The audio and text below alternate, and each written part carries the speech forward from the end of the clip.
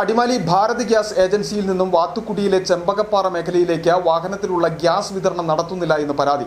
മറ്റ് ഗ്യാസ് ഏജൻസികൾ ഈ സ്ഥലങ്ങളിൽ വിതരണം നടത്തിയിട്ടും ഭാരത് ഗ്യാസ് ഏജൻസിയുടെ വാഹനം വിതരണത്തിനായി എത്താത്തതാണ് ഉപഭോക്താക്കളെ ഏറെ ബുദ്ധിമുട്ടിലാക്കുന്നത്.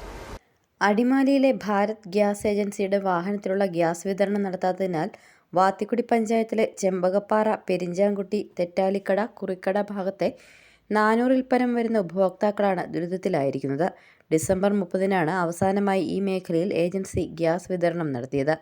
പഴയതു മാറി പുതിയ ഗ്യാസ് സിലിണ്ടർ ലഭിക്കണമെങ്കിൽ 25 കിലോമീറ്റർ ദൂരെ അടിമാലിയിലെ ഗ്യാസ് ഏജൻസിയിലെത്തി വാങ്ങേണ്ട അവസ്ഥയാണ്. ഇതിനായി 900 രൂപ ഓട്ടോ ചാർജും നൽകേണ്ടി വരുന്നു. സാധാരണ കർഷകരായ ഉപഭോക്താക്കൾക്ക് ഇത് താങ്ങാൻ പറ്റാത്തതാണ് എന്ന് കർഷക കോൺഗ്രസ് ഇടുക്കി ജില്ലാ ജനറൽ സെക്രട്ടറി തങ്കച്ചൻ കാരക്കാവയലിൽ പറയുന്നു. പകൽ കൊള്ളയാണ്. ഇത് അവസാനിപ്പിച്ചില്ല എങ്കിൽ അടിമാലിയിലെ ഭാരത് ഗ്യാസിൻ്റെ ഏജൻസിയിലേക്ക് കർഷകരെ സംഘടിപ്പിച്ചുകൊണ്ട് മാർച്ച് നടത്തുന്നതിനുള്ള ക്രമീകരണം ഉണ്ടാവും. ഇന്ത്യൻ, HP പോലുള്ള ഗ്യാസ് ഏജൻസികൾ ഈ പ്രദേശത്തുള്ള അവരുടെ ഉപഭോക്താക്കൾക്ക് ഗ്യാസ് എത്തിച്ചു നൽകുന്നുമുണ്ട്. സാധാരണക്കാർക്ക് ഗ്യാസ് സിലിണ്ടർ നൽകാതെ ഹോട്ടലുകൾക്കും റിസോർട്ടുകൾക്കും വൻ വിലയ്ക്ക് സിലിണ്ടറുകൾ വിൽക്കുവാനാണ് അടിമാലി ഭാരത് ഗ്യാസ് ഏജൻസി ശ്രമിക്കുന്നതെന്ന് ഉപഭോക്താക്കൾ ആരോപിക്കുന്നു. ഗ്യാസ് ഏജൻസിയുടെ ഭാഗത്തു നിന്നും സാധാരണക്കാരായ ഉപഭോക്താക്കളുടെ ബുദ്ധിമുട്ടുകൾക്ക് പരിഹാരമുണ്ടായില്ല എങ്കിൽ കർഷക കോൺഗ്രസിന്റെ നേതൃത്വത്തിൽ ഗ്യാസ് ഏജൻസിയുടെ മുമ്പിൽ സമരപരിപാടികൾ നടത്തുവാനാണ് തീരുമാനം.